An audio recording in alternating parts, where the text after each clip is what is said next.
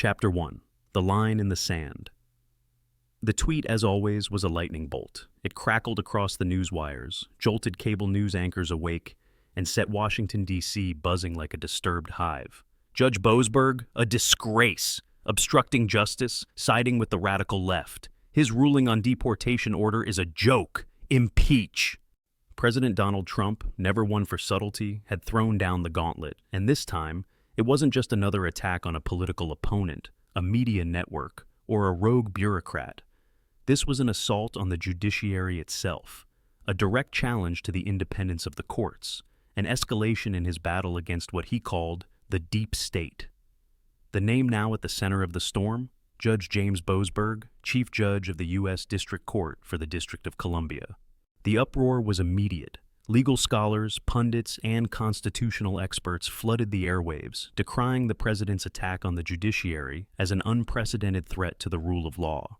Democrats seized the moment, calling for immediate condemnation, framing Trump's tweet as a step toward authoritarianism, a reckless attempt to erode the very fabric of American democracy. This is beyond dangerous, House Minority Leader Hakeem Jeffries fumed in a hastily arranged press conference. We cannot stand by while the president weaponizes his office to intimidate and undermine the judiciary. This is not how a democracy functions. Even moderates within the Republican Party, those who had long walked the tightrope between loyalty to Trump and loyalty to their own political survival, shifted uncomfortably. Some distanced themselves, some remained silent, but no one could deny the gravity of what was happening. And inside the Supreme Court, Chief Justice John Roberts felt a tight knot form in his stomach. He had witnessed Trump's disregard for judicial norms before, had watched as the president publicly lashed out at judges who ruled against him, branding them as Obama judges or activist liberals, framing every decision not as a legal interpretation, but as a political maneuver against him. Roberts had, for the most part, remained silent, unwilling to be drawn into a political firefight that could further fracture the court's already delicate standing in the national discourse. He had navigated the minefield with careful steps, maintaining his role as an institutionalist first and a conservative second. But this was different. To call for the impeachment of a sitting federal judge simply for ruling against the president, for upholding the law as he saw it, was not just political theater, it was a direct attack on the very foundations of the American justice system. It was an attempt to turn the judiciary into another battlefield of partisan warfare, to erode its standing as an independent branch of government, to make it clear that any judge who ruled against Trump would face not just criticism, but political annihilation. Roberts, a man who chose his words with the precision of a surgeon wielding a scalpel, knew he had to act. He could not remain silent this time. The credibility of the judiciary was at stake. He drafted his statement carefully, making sure every word carried weight but did not overstep. When it was released, it landed like a bombshell. We do not have Obama judges or Trump judges, Bush judges or Clinton judges. We have judges sworn to uphold the Constitution and the laws of the United States. An independent judiciary is something we should all be thankful for. The media exploded. The nation stood still for a moment, absorbing the significance of the rebuke. A direct, unvarnished response from the Chief Justice of the United States to the President of the United States. Not just a correction, but a condemnation. A declaration that Trump's attacks had gone too far, that the judiciary would not be cowed, that the rule of law stood above the transient battles of politics. The White House reacted immediately.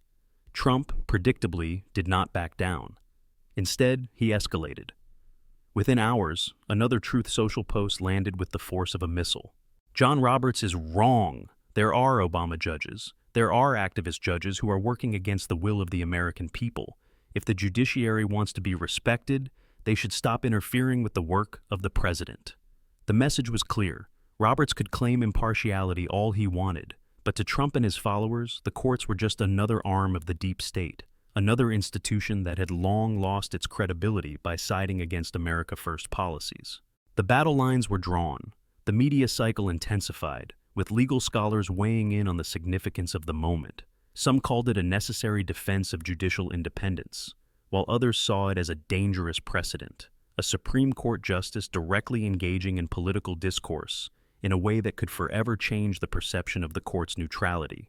Meanwhile, Trump's allies rallied to his side, appearing on Fox News, on conservative radio, at rallies, repeating the message that judges who obstructed Trump's agenda were enemies of the people, that the time had come for real judicial accountability. The Democrats, sensing an opportunity, pushed back aggressively, calling for Republican lawmakers to denounce Trump's statements, framing them as a direct assault on the constitutional balance of power. Senate Minority Leader Chuck Schumer held a press conference, his face grim, his voice laced with urgency. "This is how democracies die," he said solemnly, "when those in power try to dismantle the very institutions meant to hold them accountable.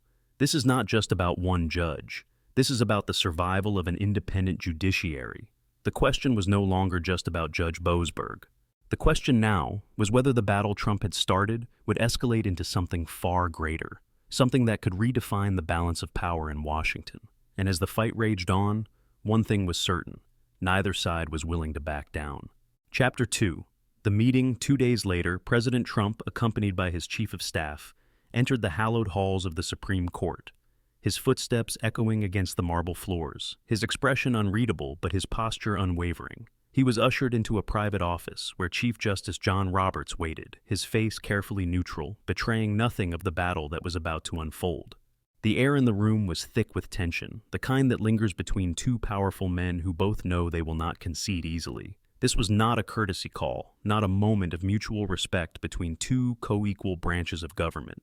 This was a confrontation, one that had been brewing since Trump's incendiary attacks on Judge Boasberg had ignited a firestorm in Washington. "Mr. President," Roberts began, his voice measured, deliberate, the tone of a man who understood the gravity of the moment. "I felt compelled to speak out. Your attack on Judge Boasberg was unacceptable." Trump, however, was not cowed, not shaken, not remotely willing to concede an inch. He leaned forward, his gaze locked onto Roberts with the intensity of a man who had spent his entire life turning negotiations into battlegrounds. "With all due respect, Chief Justice, you don't understand," he said, his voice low, but charged with barely contained fury. "Boasberg is corrupt. He's a puppet of the left. That order he issued, blocking my deportation policy, it's putting this country in danger. He is aiding and abetting lawlessness. He is making our borders weak, and I will not stand for it." He produced a thick folder, filled with documents, research, media reports, and circumstantial allegations. With a sharp motion, he slapped it onto the table, the papers inside shifting with a rustle that punctuated the room's silence like a thunderclap. "I have evidence here, Chief Justice," Trump continued, his voice rising slightly, his conviction undeniable. "Evidence of Boasberg's bias, his connections, his manipulation of the law. He abused his power. He deserves to be impeached." Roberts examined the documents briefly, flipping through them with a practiced hand, his expression never changing, never betraying what he thought as he skimmed the pages. He saw allegations, insinuations, editorialized media reports, but nothing concrete, nothing that would remotely justify the impeachment of a federal judge. He had been here before, had seen presidents frustrated with court rulings, had watched as administrations, both Republican and Democrat, clashed with the judiciary over decisions that impacted their agenda. But this was something else entirely. "This is not sufficient, Mr. President," Roberts said at last, his voice firm, unwavering, his authority absolute in a way that only a lifetime of legal expertise could command. "These are allegations, not proof. Judge Boasberg acted within his purview. He interpreted the law. That is his job." Trump exhaled sharply, his fingers tapping against the polished wood of the desk, his jaw tightening as he stared at Roberts. He knew what the Chief Justice was doing, knew that Roberts was invoking the sacred doctrine of judicial independence, the very foundation of the American legal system. But in Trump's eyes, this was not about legal interpretation. This was about survival, about ensuring that the judiciary could no longer be weaponized against the will of the American people. "His job," Trump repeated, his voice now laced with frustration, "his job is to uphold the Constitution, not to rewrite it based on his own politics. His job is to enforce the law, not to make it up as he goes along. And his job is not to stand in the way of the president when he is trying to protect this country."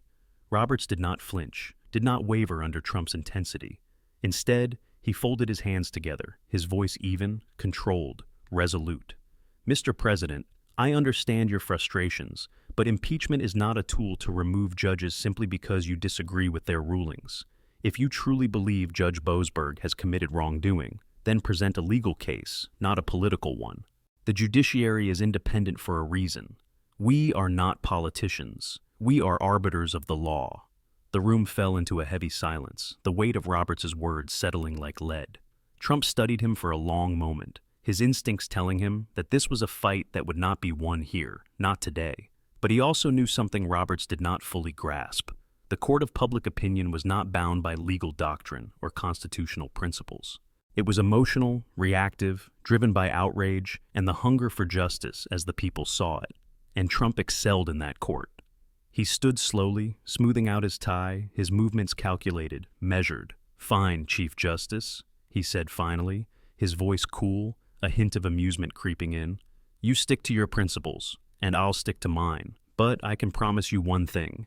This fight isn't over." Roberts watched him go, his expression unchanged, but deep inside, he knew the battle had just begun. Trump's face flushed crimson, his knuckles whitening as he gripped the edge of the resolute desk, his breathing shallow, measured, controlled, but barely.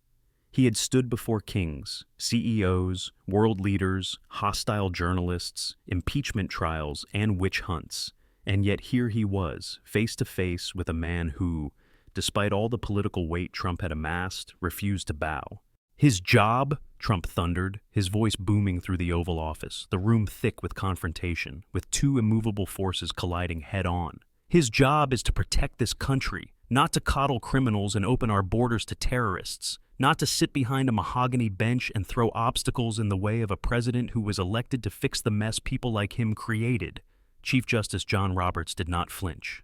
He had been in the room with presidents before, had been pressured, had been criticized, had been pushed, but this was different. This was a sitting president threatening the very institution Roberts had sworn to protect, not just in rhetoric, but in action, in policy, in an effort to reshape the balance of power itself.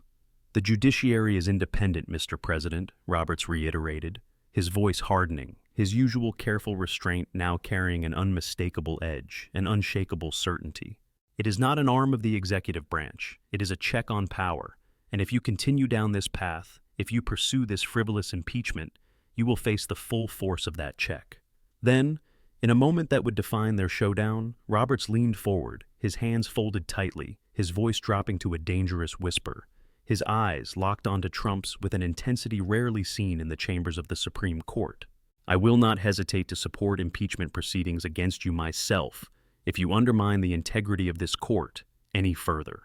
The words hung in the air, thick with the weight of a declaration of war. Trump was taken aback, his eyes narrowing, his breath catching for half a second. He hadn't expected this level of defiance, hadn't anticipated that Roberts, the institutionalist, the man who had always played the long game, would turn and throw the nuclear option onto the table. But Trump was not one to back down. His shoulders squared, his gaze steeled, the fire that had carried him through every political battle, every attempt to destroy him, now igniting once more. "You're wrong, Robert," Trump retorted, his voice laced with steel, his jaw set, his confidence unshaken. "I am doing what is right for this country, and I will not be bullied by anyone, not even the Chief Justice of the Supreme Court." The battle was no longer political, it was existential, and neither man was willing to blink first. Chapter 3. The cracks appear back in the White House. Trump, fueled by righteous indignation, refused to yield, his anger igniting a full-scale offensive, unlike anything Washington had seen before. He orchestrated a media blitz, ensuring that Judge Boasberg's name became synonymous with judicial overreach, with radical activism, with obstruction of the president's lawful duty to protect the nation. Boasberg was no longer just a judge. He was now the symbol of everything Trump's base despised about the entrenched, unelected bureaucracy, a product of the deep state, a relic of the Obama era, a roadblock to America First policies. Conservative news outlets amplified the message. Talk radio hosts blared his name with scorn. Op-eds questioned his integrity, and Trump's surrogates flooded television screens, framing the battle not just as a political dispute, but as a fight for the soul of the country. At rallies, Trump hammered the message home. "We don't let unelected judges tell the commander-in-chief how to protect the homeland," he roared to crowds of adoring supporters, their chants of "Impeach Boasberg." growing louder with every speech, every rally, every interview. It was a perfect storm of messaging and momentum, an unrelenting assault on the judiciary, carefully calculated to pressure Congress into taking action. The Republican base was enraged. Demands for Boasberg's removal surged, and even moderate conservatives who had initially hesitated now found themselves dragged into the political hurricane, forced to pick a side. But cracks were starting to appear in the conservative facade.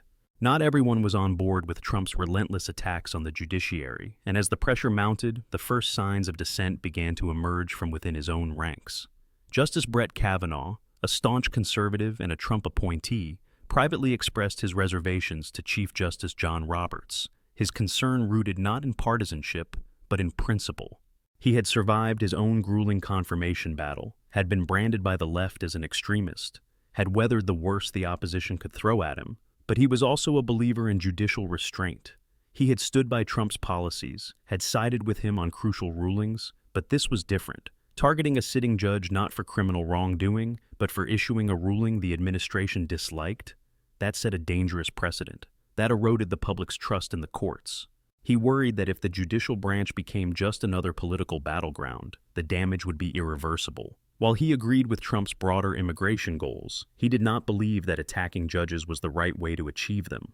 Meanwhile, in Congress, Speaker of the House Mike Johnson, a loyal Republican, felt torn, caught between his allegiance to Trump and his understanding of the broader implications of the battle unfolding before him. He had risen through the ranks as a steadfast supporter of the president, had pushed his legislative agenda, had defended him in the face of relentless Democratic opposition.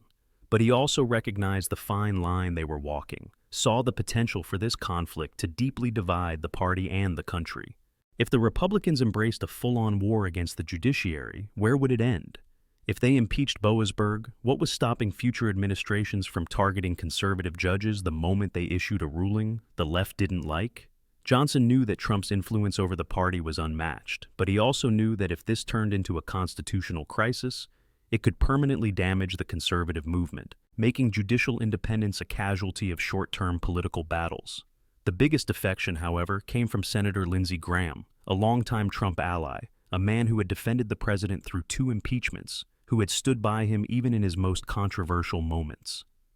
But this time, Graham saw the writing on the wall. He began to publicly distance himself from the president's attacks, taking to the Senate floor to issue a carefully worded statement, one that neither condemned nor fully endorsed Trump, but left little doubt about his unease.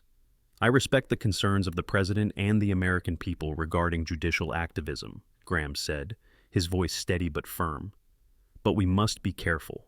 The courts must remain independent. We cannot allow our political battles to spill into the judiciary in a way that undermines the very foundation of our republic." He praised Roberts' statement, calling it a necessary reminder of the judiciary's role in our system of government. Behind the scenes, Graham's advisors were panicked. They saw the political damage this fight was causing, how it was distracting from the Republican legislative agenda, how it was turning off moderate voters, how it was jeopardizing the party's chances in the upcoming midterms. Donors were nervous, strategists were warning of potential backlash, and even some Trump loyalists were beginning to question whether this fight was worth it. For the first time, Trump faced resistance not just from his enemies, but from those within his own circle. The unquestioned loyalty that had defined his movement for years was showing signs of wear, and the battle he had so confidently launched against Boasberg was becoming more complicated than even he had anticipated. And as the days wore on, as the rhetoric intensified, as the fractures within the Republican Party deepened, the question looming over Washington was no longer just about Boasberg. It was about how far Trump was willing to go, and who was willing to go there with him. Chapter 4. The evidence emerges. Meanwhile, a small team of lawyers, working tirelessly within the Justice Department, pored over Judge Boasberg's past rulings, legal affiliations, and connections, hunting for any evidence, no matter how small, that could justify Trump's attacks on him. The stakes were too high to rely solely on rhetoric, and the president's legal team knew that if they wanted impeachment to be a viable option, they needed something concrete, something that could be framed as more than just political retribution. They combed through thousands of pages of decisions, scrutinized financial disclosures, analyzed past statements, looking for any sign of political motivation, any ruling that could be framed as ideological rather than impartial. Then they found something. It wasn't a smoking gun, not the sort of scandal that would bring immediate disqualification, but it was significant enough to plant doubt, to give Trump a narrative to hammer home relentlessly. The discovery was simple but effective. Judge Boasberg's wife, a prominent attorney, had previously represented a nonprofit organization that actively opposed President Trump's immigration policies. It was a tenuous connection, legally speaking, but in the world of political optics, it was dynamite. While there was no direct evidence that Boasberg had acted improperly, no proof of collusion or back-channel influence, the connection was enough to raise uncomfortable questions. Trump seized on the discovery immediately, his instincts as sharp as ever when it came to shaping narratives, understanding that facts mattered far less than perception. He didn't need proof of corruption, he just needed enough doubt, enough suggestion, enough smoke to convince the public that there was a fire. Within hours, he had amplified the connection through his media channels, unleashing a relentless barrage of attacks across Truth Social, Fox News, and conservative radio, portraying the revelation as undeniable proof of Boasberg's deep-seated bias. Conflict of interest! One of his posts screamed, his trademark all-caps declaration turning the allegation into an undeniable statement of fact. Boasberg's own family is tied to radical left-wing groups that opposed my immigration policies. How can anyone think he ruled fairly? He should have recused himself immediately. This is corruption at the highest level. The right-wing media ecosystem exploded, running non-stop coverage of the Boasberg conflict, filling airwaves with outraged segments, bringing on legal analysts who framed the revelation as a serious ethical breach, a failure of judicial transparency, a fundamental betrayal of public trust. Trump's surrogates flooded news programs, hammering the same talking points, demanding investigations into whether Boasberg had improperly ruled in cases involving immigration policies while being personally tied to advocacy groups fighting them. Republican lawmakers, many of whom had hesitated in backing Trump's impeachment push, now saw an opportunity to justify their support without looking entirely partisan. The narrative was set. And whether Boasberg had actually acted improperly no longer mattered. What mattered was perception, and Trump knew how to use that better than anyone. Chapter 5. The tide turns. The revelation of Judge Boasberg's wife's connection, however tenuous, shifted the narrative in a way that no legal argument, no procedural defense, and no appeals to judicial independence could easily counter. Suddenly, the debate was no longer solely about the sanctity of the courts, nor about Trump's aggressive rhetoric toward the judiciary. It was about fairness, impartiality, and, most dangerously for Boasberg, the appearance of impropriety. The question was no longer whether Boasberg had broken the law, but whether he could be trusted to rule impartially on politically charged cases when his own household was tied to organizations that had actively opposed the administration's policies. Even some of Trump's most ardent critics, those who had spent years dismissing his attacks on the judiciary as authoritarian posturing, began to acknowledge that Boasberg's position was becoming untenable. It wasn't that they suddenly believed Trump's broader narrative about deep state corruption, but rather that Boasberg had been placed in a position where his rulings would always be viewed with suspicion. The integrity of the judiciary relied not just on judges being fair, but on the public perceiving them as fair, and with this revelation, that perception was beginning to crumble. Speaker of the House, Mike Johnson, sensing the change in the political winds, subtly shifted his position. Just days ago, he had been walking a careful line, balancing his loyalty to Trump with his broader concerns about attacking the judiciary. But now, with the media narrative evolving, with polling showing that even independents and moderate voters saw the Boasberg revelation as problematic, Johnson acted. He called for a congressional investigation into Judge Boasberg's conduct, framing it not as an impeachment attempt, but as a necessary review of whether the judge had acted ethically in overseeing cases directly affecting policies his wife's former clients had opposed. The messaging was sharp, precise, difficult to counter. This wasn't about judicial overreach anymore. It was about transparency, about ensuring the American people could trust their courts. Senator Lindsey Graham, always the pragmatist, quickly echoed Johnson's call, standing before a packed press conference, his tone measured but firm. The American people deserve to know if a judge ruling on immigration policy has ties, direct or indirect, to groups that have actively fought against those policies. This is not about partisan politics. This is about faith in our institutions. A thorough investigation is necessary to restore public confidence in the judiciary. Graham had always been one of Trump's closest allies, but he was also keenly aware of when to pivot, when to position himself as a reasonable voice among chaos. He wasn't outright endorsing impeachment, but he was giving oxygen to the growing calls for Boasberg to be scrutinized, ensuring that the issue remained alive, that it wouldn't fade under the weight of procedural defenses. Even within the Supreme Court, the ripples of the Boasberg controversy were being felt. Justice Brett Kavanaugh, one of Trump's own appointees, remained deeply concerned about the president's initial attack on Boasberg, still wary of what a full-blown assault on the judiciary could mean for the long-term credibility of the courts. But even he couldn't ignore the questions that had been raised.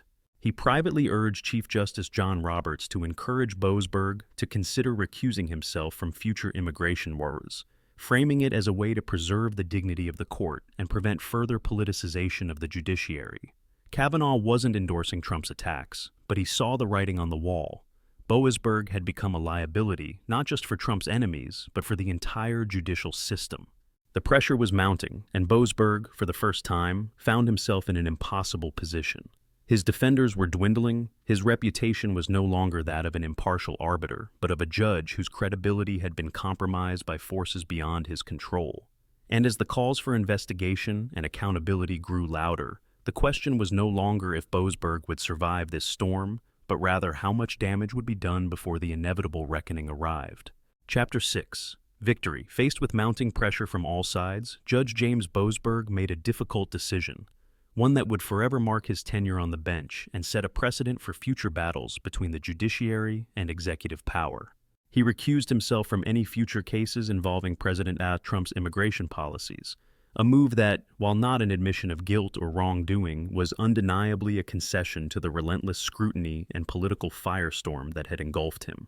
In a carefully worded statement, Boasberg maintained that he had acted impartially, that every ruling he had made was based on the law and not on personal or political affiliations. But, he acknowledged, public trust in the judiciary is paramount. While I firmly believe my decisions have been based solely on the law, I recognize that the appearance of a conflict of interest could undermine the integrity of this court. It is with this understanding that I will recuse myself from all future cases involving the administration's immigration policies. The recusal was a victory for President Trump. While he hadn't succeeded in removing Boasberg through impeachment, while the judge still remained on the bench, technically unscathed, the reality was clear. Boasberg had been effectively sidelined from one of the most critical legal battlegrounds of Trump's second term. The administration's deportation policy, which had been temporarily blocked, could now move forward, the road cleared of its most formidable judicial opponent. The narrative Trump had so carefully built, that activist judges were deliberately obstructing his efforts to protect the nation, had, in the eyes of his supporters, been validated. He had proven that when he fought back, when he refused to yield, even the judiciary had to bow to the pressure of public accountability. Yet the outcome was more complex than a simple win for the president. The Boasberg saga highlighted the delicate balance between judicial independence and political accountability, the tightrope that the judiciary had always walked in a nation where the courts were meant to remain insulated from the whims of elected officials. It underscored the importance of perception, the reality that even in the absence of direct evidence of wrongdoing, the mere appearance of bias could erode public trust in the judiciary. And it served as a stark reminder of the power of political pressure, of the fragility of institutions that, once thought untouchable, could be forced to bend under the weight of relentless public scrutiny and executive authority. Trump, basking in the glow of victory, did what he did best. He seized the moment and took to Twitter once more, making sure that the world knew exactly what had just transpired. Boasberg recuses, another victory for the American people. Drain the swamp, MAGA. And the tweet, as always, was a lightning bolt, igniting instant reactions across the political spectrum, setting off a new cycle of commentary, outrage, and celebration. But this time, it struck a different chord. This time, it was not just about one battle won. It was about the war that would continue to rage. It was a declaration that the fight between the executive branch and the judiciary was far from over, that the battle lines had been drawn, and neither side was willing to back down. The gavel and the gauntlet had been thrown, and the echoes of the meeting in the Supreme Court would resonate for years to come, shaping not just the future of Trump's presidency, but the future of the American justice system itself. What had started as a single ruling on deportation had evolved into something far greater, a test of power, of institutional resilience, of whether the judiciary could remain truly independent in the face of a president who refused to play by the old rules. And in that moment, as Trump watched the reactions pour in, as his allies cheered and his opponents fumed, he knew one thing with absolute certainty. The fight was far from over.